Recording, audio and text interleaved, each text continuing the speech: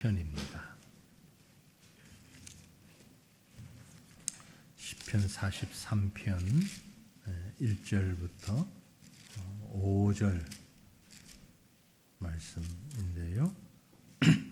시편 43편 1절부터 5절까지 말씀을 우리 한 절씩 저와 여러분이 나누어서 읽고 5절은 다 같이 읽도록 하겠습니다.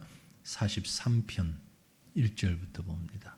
하나님이여 나를 판단하시되 경건하지 아니한 나라에 대하여 내 송사를 변호하시며 간사하고 불의한 자에게서 나를 건지소서.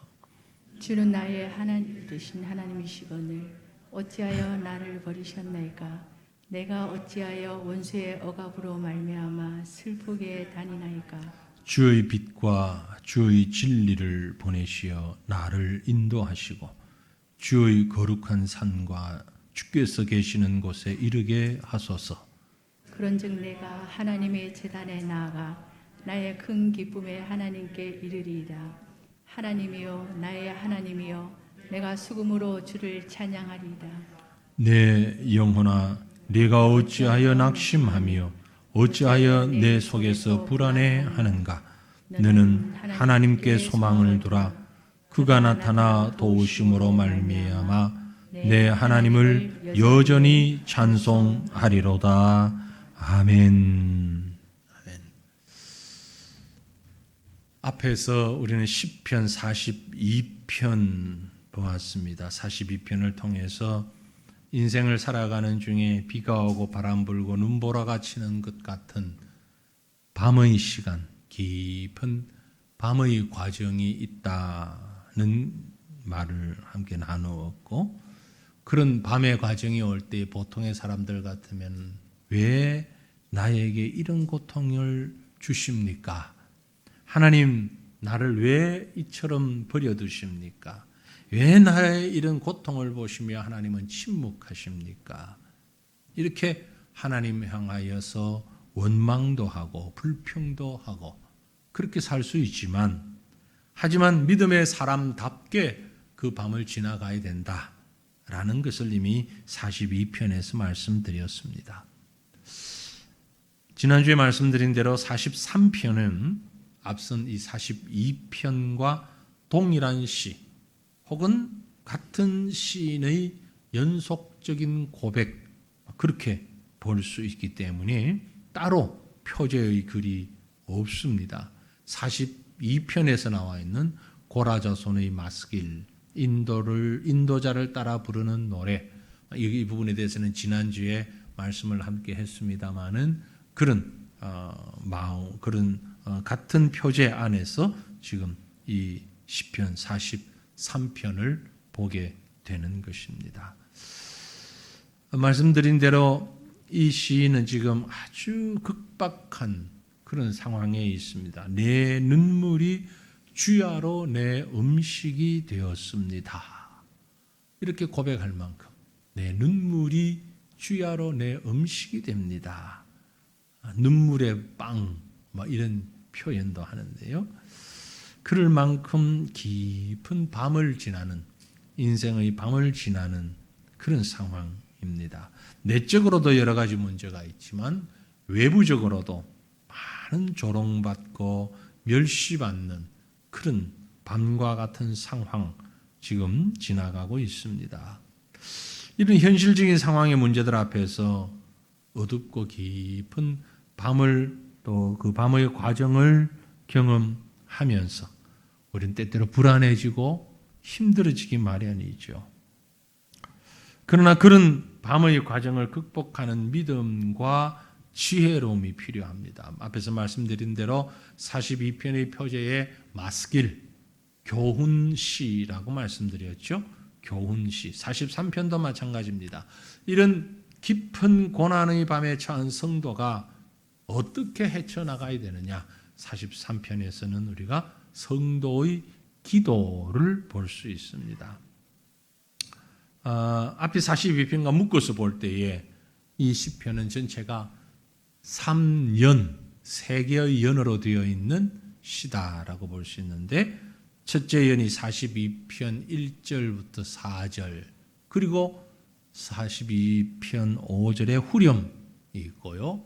둘째 예언은 6절부터 10절이 있고 11절이 또 후렴이 불려지고 세 번째 예언이 43편 1절부터 4절 그리고 후렴 43편 5절 이렇게 독백하는 노래하는 형식으로 쓰여져 있죠. 이 후렴에 해당하는 42편 5절 또 11절 43편 5절은 똑같은 말입니다. 똑같은 말로 반복되고 있기 때문에 후렴이라고 했습니다.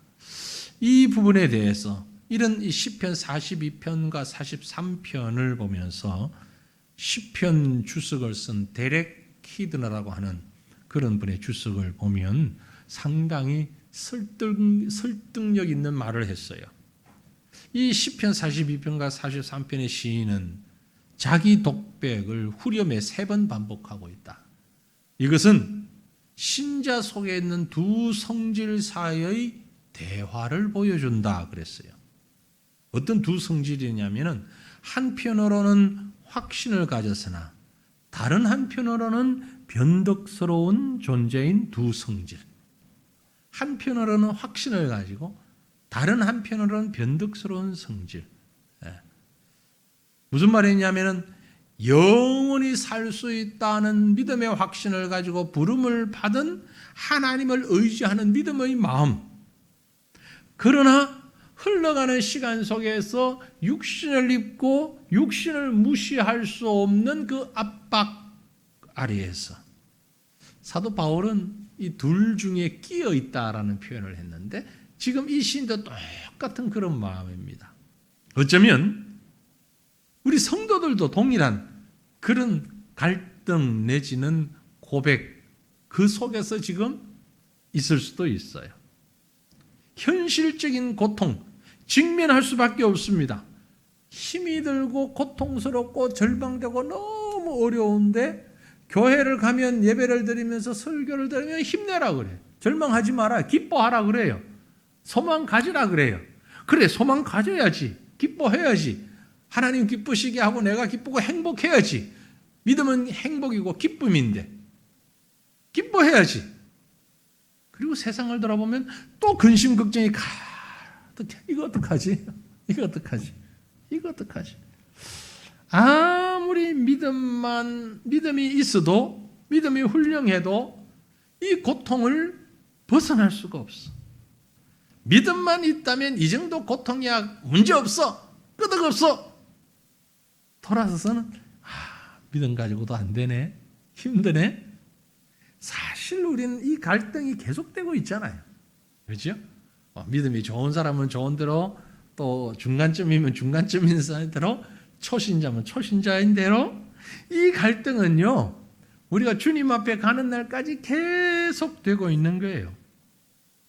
오늘 우리가 시편 42편 뿐만이 아니고 또 43편을 읽으면서 이런 양극단의 상황과 환경 속에서 우리가 어떻게 살아가는 것이 믿음으로 바로 사는 것인가? 어찌 보면 이 시인은 지금 낭만과 절망적 한밤중과 같은 상황 가운데서 스스로를 향해서 설교하고 있어요. 스스로에게 독백하는 것처럼 하면서 설교하고 있어요. 낙심 가운데 있는 모든 성도들을 위로하고 격려하시는 지극히 현실적이면서 영적인 하나님의 처방전을 들고 스스로에게 설교하고 있는 이것이 어쩌면 은혜죠. 그래서 오늘 우리가 이 은혜에 함께 잠기기를 원합니다. 고난이 없는 사람은 아무도 없어요. 이 땅을 살아가면서 고난이 없는 사람, 어려움 없는 사람 단 한 사람도 없습니다. 그런 고난 가운데 믿음의 사람들은 어떤 자세를 가지고 살아야 되는가? 오늘 시편 43편이 얘기하고 있는 시인의 독백을 보면은요. 먼저 하나님 앞에서 믿음의 의를 바라보자. 그렇게 볼 수 있습니다. 하나님 앞에서 믿음의 의. 하나님의 의, 다른 말로 얘기하면 하나님의 판단을 바라보자. 오늘 1절 말씀에 그렇게 말씀하고 있죠. 하나님이여 나를 판단하시되 경건하지 아니한 나라에 대하여 내 송사를 변호하시며 간사하고 불의한 자에게서 나를 건지소서. 법적인 용어들이 함께 있으면서 어찌 보면 이 법을 전공한 사람 입장에서 보면 말이 좀 안 돼요. 왜냐하면 한마디로 얘기하면 하나님 나의 재판관 되어 주십시오. 그리고 나의 변호사가 되어 주십시오. 그런 얘기. 그죠? 하나님 내 재판관 판사가 되어 주십시오. 이 문제 이 사건 판사가 되어 주십시오. 그리고 하나님 나의 변호사도 같이 해 주십시오. 아무리 우리가 법에 대해서 잘 모르지만 저도 뭐 잘 그렇게 전공이 아니니까 판사하고 변호사가 겸할 수는 없잖아요. 그렇죠? 재판관이 있고 변호사가 있고 검사가 있잖아요. 그래서 검사가 고소를 하죠. 상소를 해요. 뭔가 자꾸 문제를 이렇게 하면 변호사는 그거 아니다. 반대의 변호를 해요. 판사가 그 양쪽을 다 듣고 공정하게 법의 잣대를 가지고 판단을 하죠. 그러니까 이 판단할 땐 판사, 재판관, 검사, 변호사 당연히 분리가 돼야죠. 그런데 지금 이 시인은 하나님 판단해 주십시오. 그리고 나를 변호해 주십시오. 여기서 우리는 이 시인이 처한 상황을 좀 엿볼 수 있어요. 너무너무 억울하게 송사를 당하고 있다 이 말이에요. 억울한 소리. 여러분 억울한 소리 많이 들어보셨나요? 안 들어보신 분도 계실 테고 전혀 근거 없는 아주 억울한 소리를 듣고 참 가슴 아팠던 그리고 이러지도 저러지도 못했던 그런 상황들 있을 거예요. 분명히 있을 거예요. 지금 이 시인은 송사를 당하고 있습니다. 송사라는 말은 다른 말로 얘기하는 법정 싸움 그런 의미입니다. 이유는 모르겠어요. 그러나 이 시인을 송사하고 법정 싸움을 거는 사람이 누구냐면 이방인들, 불신자들, 하나님을 모르는 사람들이에요. 그들이 뭐라고 송사를 거느고 있는 거 하니까 야, 네가 믿는 하나님이 어디 있냐? 하나님 어디 계시냐? 그렇게 공격하고 있는 거예요. 특별히 유대인들을 볼 때 포로가 되어서 잡혀갔잖아요. 바벨론으로, 아수르로. 아니 하나님의 백성이라면서 어떻게 지금 이방 나라 하나님 모르는 나라에 포로로 잡혀갔어? 하나님이 계시면 어떻게 그럴 수 있어? 지금 우리나라 우리 상황은 그래도 참 나은 형편입니다. 이슬람 국가에 가면은요, 이슬람이 많은 그런 국가, 불교도 마찬가지고, 태국 같은 나라는 불교가 국교잖아요.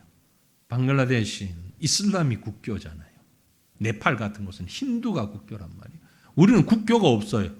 정치와 종교가 분리되어 있다 하고 민주적인 그런 체제 안에 있는데 아직도 이 지구상에는 이런 국교를 가지고 있는 그런 곳에 가 보면은요, 그 국교가 아닌 소수 종교, 방글라데시 우리가 집중 사역을 하고 있습니다만 기독교인이 0.3%거든요. 대부분 이슬람 무슬림들이고 또 힌두교들이고. 그러니까 기독교인들은 못 살고 무식하고 어렵고 직급도 낮고 어디 회사를 가든 뭘 세상적으로 볼 때는 정말 하나님이 전지전능하다면서 너네들이 믿는 하나님이 만물의 주인이라면서 그런데 왜 그 모양 그 꼴로 사냐? 수상은 비롯해서 우리 같은 대통령인데 수상인 각 장관들 전부 무슬림이지 기독교에는 한 사람도 없어. 대학 교수들 정말 어쩌다가 한두 명 0.001% 기독교인 그 외엔 다 무슬림이야. 잘 사는 사람들 전부 무슬림들이야. 야, 예수 믿는 사람들이 하나님이 만물의 주인이라며 이게 왜? 그래서 전도가 더 안 되는 거예요. 지금 그런 상황이에요. 그런 상황에서 시인이 하나님이여 나를 판단하소서. 판단하소서. 이 판단이라는 말은 히브리의 샤파트라는 말인데 그 말은 무슨 뜻이냐면은 정당함을 입증해 주십시오라는 뜻입니다. 내가 틀리지 않았다는 것을, 내가 맞다는 걸, 내가 정당하다는 걸 입증해 주세요. 하나님의 판단을 구하는 이 시인의 마음 속에서 우리는 믿음으로 살아온 성도의 거룩한 자부심을 엿볼 수 있습니다. 매 시대마다 이렇게 사탄은 의인들을 공격합니다.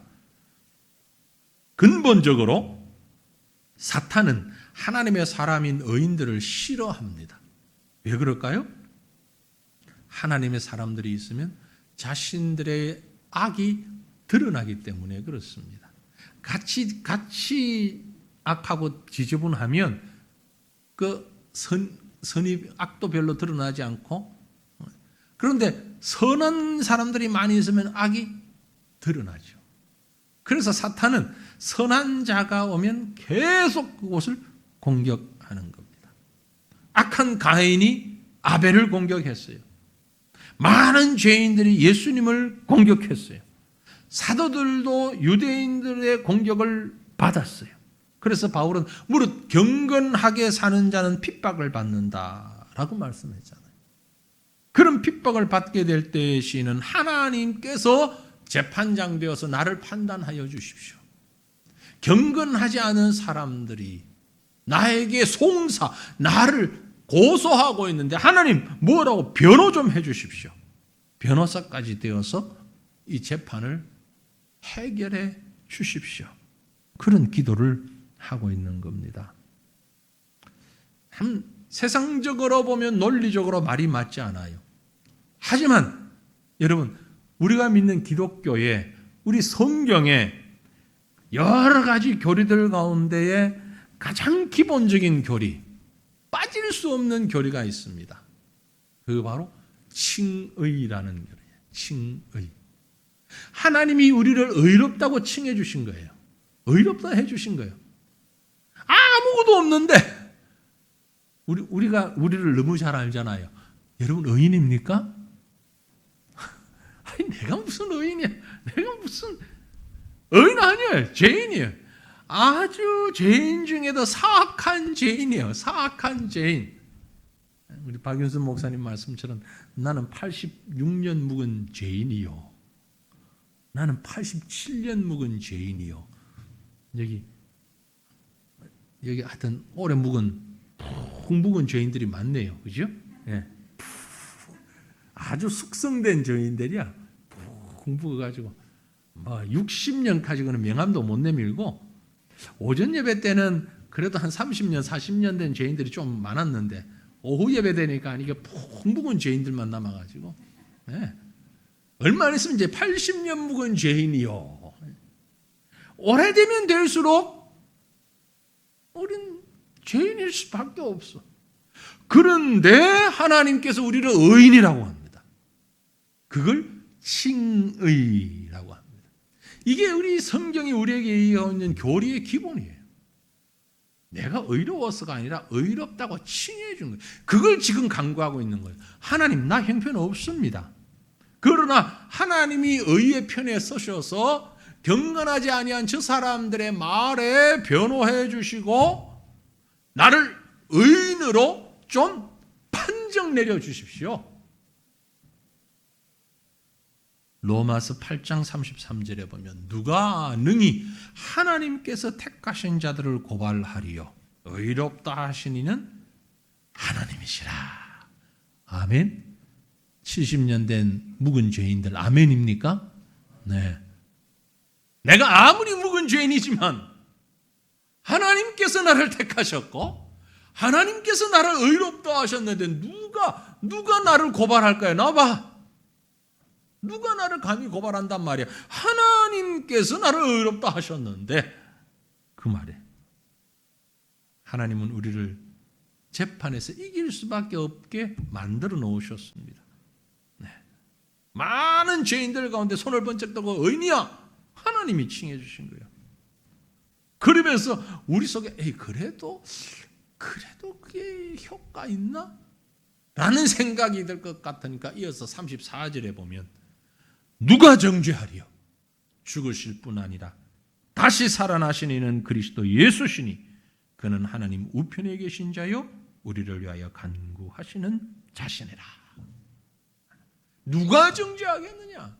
다시 살아나신 그리스도 예수, 그분이 우리를 위해서 간구하시고 그분이 우리를 위해서 의인으로 만들어주셨는데, 성부 하나님이 선포하셨던 것뿐만이 아니라 성자 하나님이 이 땅에 오셔서 우리 죄를 위해서 십자가에서 죽기까지 하셨는데, 그렇게 해서 우리가 의롭게 됐는데 뭐 좀 얼굴이 못나도 하는 일이 시원찮아도 뭐 아는 게 별로 없고 마음이 그렇게 뭐 선한 것 같지 않아도 이렇게 의를 행하지 않아도 누가 감히 정죄하겠느냐? 하나님이 나를 변호하시고 하나님이 나를 판단하시는데, 이 시편 43편 1절은 복음이에요. 복음. 구약 시편에 있지만 사실 복음서에 있어야 될 내용. 하나님이 나를 의롭다고 칭해 주셨는데, 하나님이 나를 판단하시는데, 사랑하는 성도들이요, 하나님의 음성을 들을 수 있기를 바랍니다.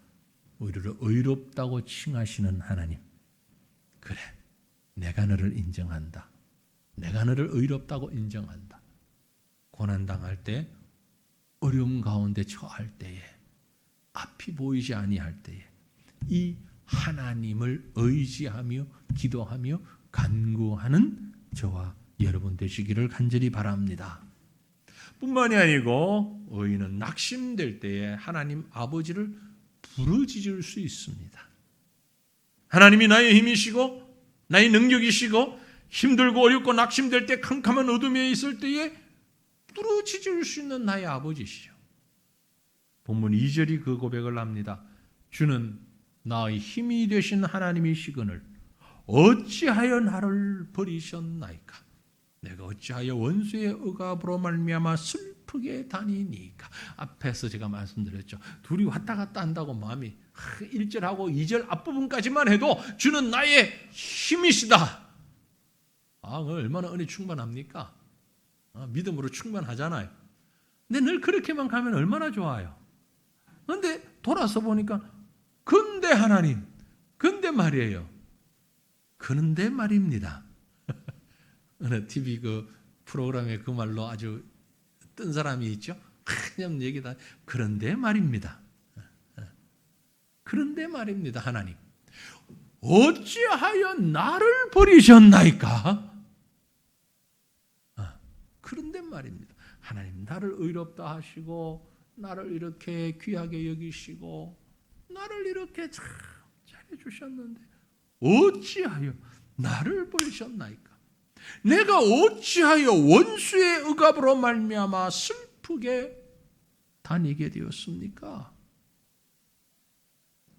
내가 가진 능력, 지혜, 은사, 물리적인 힘, 이 모든 것이 나로부터 나오지 않는 것이라는 고백이기도 합니다. 사실 어찌하여를 2번 반복했잖아요. 그죠? 어찌하여, 어찌하여. 왜 그런 얘기? 왜? 하나님이 나의 힘이시고 하나님이 나의 능력이시고 하나님이 나의 모든 것인데 왜 나를 버렸습니까? 왜 저 불경건한 불신자들의 송사에 나를 이렇게 가만히 이렇게 어렵도록 내버려 두십니까? 버리셨나이까? 버렸다라는 말은, 이 버렸다라는 말은 히브리 자나흐라는 말인데요. 끊어버리다, 거절하다, 퇴짜 놓다. 신약적으로 보면 악취가 나서 토해버린다. 여러분, 요한계시록 보면 라오디게아 교회를 향해서 주님이 하신 차지도 덥지도 아니하면 내 입에서 토해내겠다 그랬죠. 토해낸다 같은 의미입니다. 버리셨다. 그런데 이 표현이 어딘가 많이 익숙하죠? 많이 귀에 익었죠?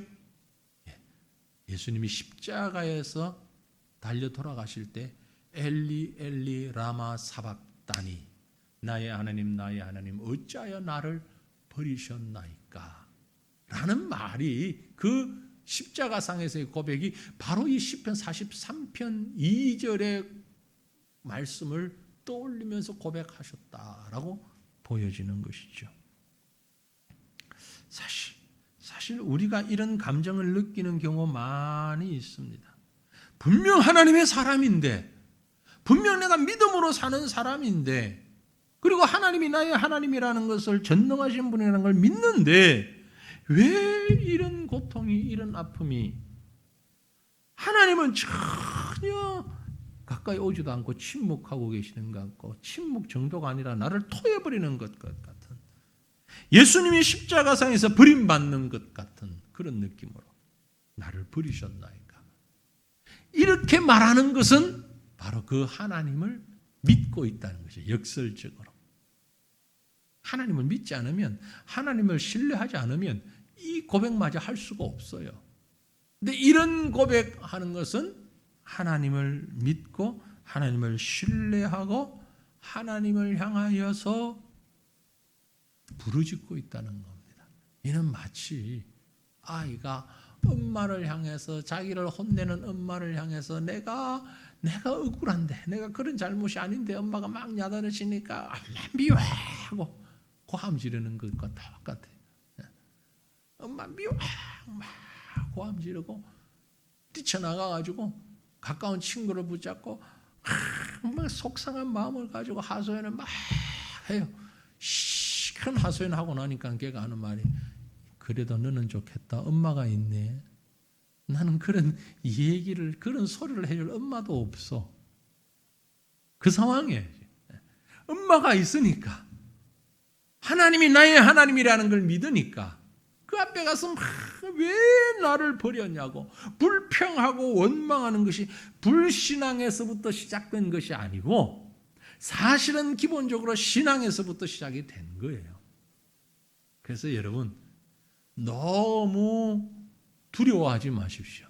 우리 성도들 가운데 보면 너무 힘들고 어려울 때, 내가 그래도 믿음의 사람인데 울면 안 되지, 낙심하면 안 되지, 절망하면 안 되지. 안 돼요. 안 되지만 힘들 때는 우세요. 괜찮아요. 힘들 때는 하나님 앞에 좀 확 부러지고, 정말 때에 따라서는 안 해야 되는 소리를 할 수도 있어요. 너무 그 소리 했다고 자책하지 마세요. 내가 이래가지고 권사가, 내가 무슨 권사라고, 내가 무슨 장로라고, 아니 이 상황에서 내가 이런 소리까지, 내가 왜 믿음이 있나? 막 힘들 때 쏟아놓고 나니까 조금 정신 차려보니까 내가 보이는 거야. 내가 목사인데 이런 소리를 해가지고 되겠나 이거? 내가 권사인데 이렇게 나는 권사 자격도 없어. 목사님 나 권사 사표 낼래요. 그럴 필요까지는 없다 이 말이야. 네? 그럴 수 있어요. 그럴 수 있어. 힘들고 어려울 때 믿으니까 그런 거예요. 믿으니까. 인생에서 고난당하고 원망스럽고 불평하고 이런 때에 그 속에서만 묻혀있지 말고, 욥기를 예전에 제가 수요일 저녁에 쭉 설교를 강의를 했잖아요. 우리 인도에 있을 때부터. 그 욥기 설교를 계속해서 다 들으신 분은 불과 몇 명 안 되지만, 그때 우리 공간도 좋고 해서 한 20명씩 이렇게 나와서 수요 예배 했지만, 그 욥기가 얘기하고 있는 내용이 그것이 그 말이거든요. 너무 힘들 때는 힘든다고 해라는 거죠. 울고 싶을 때는 울으라는 거예요. 고통스러울 때는 고함도 질러라는 거예요. 넣어놓으면 속병 생겨. 육체적인 병이 아니고, 병도 있지만 영적으로 병이 생겨요. 영적으로. 육체적으로도 말 안 하고 넣어놓으면 이게 화병이 되잖아요. 화병. 영적으로 그걸 막 집어넣어 놓고 나면 그런 사람이 어디 가냐면은 이단에 빠지기 쉬운 거예요. 이단들이 와서 가려운들을 다 긁어주니까 맞아.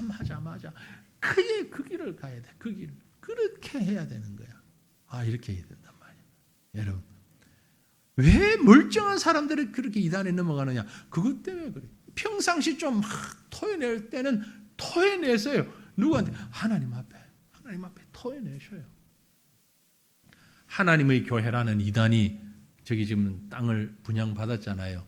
아직 뭐 건축을 하진 않았지만 새로 분양해라 지금 막 우리가 다시 또 얘기를 하는데, 그래서 우리 과천 기독교 연합회에서 얼마 전에 결정을 했습니다. 임원들 모여가지고 이거 지금 우리 막아야 되는데, 문제는 과천에 있는 우리 교인들이 하나님의 교회가 뭔지를 잘 모른다. 하나님의 교회가 뭔지를 좀 제대로 배울 수 있고 교육도 해야 되겠다. 하나님의 교회 그러면은 아버지 하나님과 어머니 하나님을 얘기하거든요. 하나님이 아버지가 있고 어머니가 있대요. 아버지 하나님이 있고 어머니 하나님이 있는데, 힘들고 답답할 때는 아무래도 아버지 하나님보다는 엄마 하나님이 좀 더 내 마음을 잘 알아주지 않겠느냐. 그러니까 그게 그만 넘어가 버리는 거야. 예. 그래서 9월 9월 28일인가 수요일 저녁을 과천 시내에 있는 모든 교회들 연합 예배를 드리기로 했어요. 수요일 저녁 예배를 해서 하나님의 교회에 대해서 특강식으로, 거기에 전문가를 모셔가지고 한두 교회가 할 게 아니고 우리 과천에 있는 모든 교회가 다 듣자. 이래서 이단 전문가, 하나님의 교회에서 피해받은 분하고 그 다음에 우리 교단의 이단대책위원장이 있어요. 합신의 이단대책위원장 두 분을 특별 강사로 초청해가지고 과천에 있는 모든 교회들 연합해서 우리 하나님의 교회에서 공부 좀 하자. 공부하고 알고 뭔가를 좀 대처를 하자. 그런 결의를 했습니다. 나중에 이제 때가 되면 또 광고를 드리겠는데, 하나님을 너무 우리가 폐쇄적이라고 그럴까요? 아니면 과거 우리나라에서 내려오던 그 전통적인 억압된 신앙, 그게 매여가지고 하나님을 제대로 몰라요. 그래서 시편 43편은 그걸 막 토해내는 시예요. 힘들고 어릴 때는 우세요. 토해내세요. 하나님이 왜 그러십니까? 욕은 하지 말고 하나님한테. 그건 큰 죄가 되니까. 욕은 아니지만 하나님 도대체 이게 뭡니까? 이럴 수 있습니까? 하나님 땅을 치고 통곡하면서 이 예배당에 와서 하나님 앞에 울부짖는 것이라도 하란 말이야. 그것 안 하고서 하나님 안 계신가비요? 하나님이 나를 버리신단가비요? 그러고만 있지 말고, 때때로 하나님은 의도적으로 우리를 그렇게 고난 가운데 버려두실 때가 있습니다. 어느 때까지? 보세요. 아벨이 죽기까지 하나님 가만히 계셨잖아요. 그죠? 형 가인에게 맞아 죽었잖아. 왜? 예배 드렸다고. 따지고 보면 하나님 앞에 바른 예배 드렸다고. 지는 엉터리 예배 드려놓고.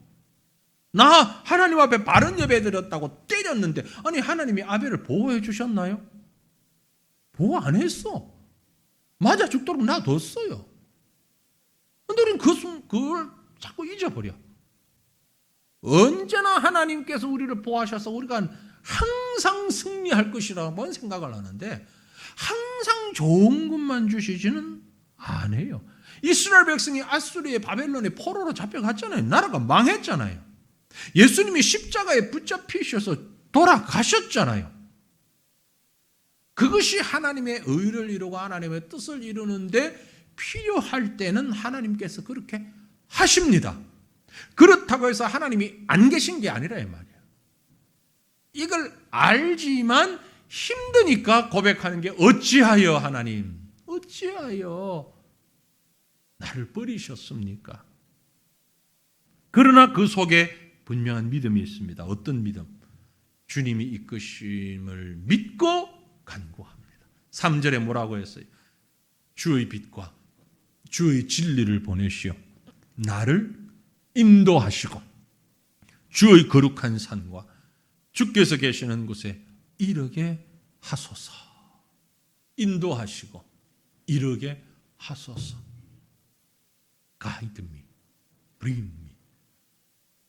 나를 끌고 가달라는, 주님이 내 너무너무 힘든데, 너무너무 어려운데, 주님 나를 가이드 해주십시오. 가이드라는 건 잘 모르는 곳에 갔을 때 안내잖아요. 안내자. Bring me. 나를 옮겨주십시오. 나를 그쪽으로 옮겨 놓아 주십시오. 주의 빛과 주의 진리를 보내어 주님이 인도하시기를 기도하고 있는 겁니다. 이 빛과 진리는 누구이냐? 주의 빛과 주의 진리를 보내시오. 주의 빛과 주의 진리가 누굽니까? 예수 그리스도예요. 계시적 차원에서 보면 신약이 예수님을 지금 예언하고 있는 거예요. 시인의 고백을 통해서 예수님을 예언하고 있는 거예요. 참으로 우리를 그 죄악 가운데서 인도하고 그 죄악 가운데서 주님이 계신 곳으로 우리를 옮겨주실 분은 예수 그리스도밖에 없어요. 그 빛과 진리신 예수님께서 나를 인도해 주시옵소서. 힘들고 어려운 시기에 정말 하나님이 나를 버리신 것 같고 사망의 엄침한 골짜기를 지나가는 것 같은 이 시기에 주의 지팡이와 막대기로 나를 인도하셨던 것처럼 주님 나를 인도하여 주옵소서. 이 고백을 하고 있는 것입니다. 그러므로 하나님의 백성은 그 중심에서부터 이런 기도와 간구를 드릴 때에 하나님께 기쁨과 소망을 두고 나아가야 할 것입니다. 4절입니다. 그런즉 내가 하나님의 제단에 나아가 나의 큰 기쁨의 하나님께 이르리이다. 하나님이여 나의 하나님이여 내가 수금으로 주를 찬양하리이다. 성전에 그토록 나아가고 싶은 거예요. 주의 제단에 나아가 나의 큰 기쁨의 하나님께 아뢰이다. 주의 제단에, 요즘으로 말하면 예배당에, 예배하는 자리에 나아가서 정말 내 모든 것을 다 드리고 싶습니다. 하나님의 제단, 일상적으로 쓰여졌을 때 구약적으로는 번제단을 말합니다. 번제단, 나를 다 태워서 드리는 그 제단에 성도가 누리는 최상의 기쁨은 자신을 하나님께 온전히 드리고 내가 서 있는 그곳이 어디든지 하나님을 만나는, 하나님께 헌신되어지는 그것입니다.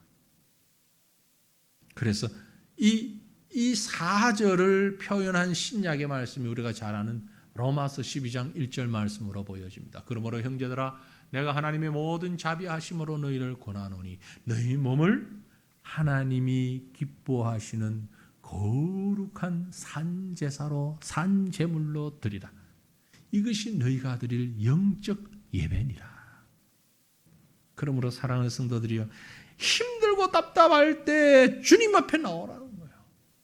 너무너무 절망스럽고 기도가 안 될 만큼 갑갑하고 버림받았다고 여겨질 만큼 억울할 때에 세상에 얼마나 억울했으면 하나님 보고 재판해달라고 그러고 변호까지 해달라고 그런 억울함이 있을 때 주님 제단 앞에 나오라는 거예요.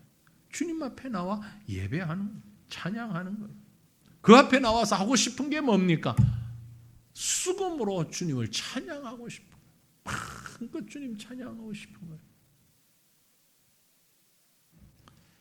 하나님이여 나의 하나님이여 하나님이여 나의 하나님이여 내가 주님만 찬양하고 싶습니다. 주님 앞에 나가고 싶습니다. 그래서 전 우리가 어떤 상황에 있을지라도 여러분 가장 행복한 시간 하나님 앞에 나와 예배하는 시간이 되어지기를 바랍니다.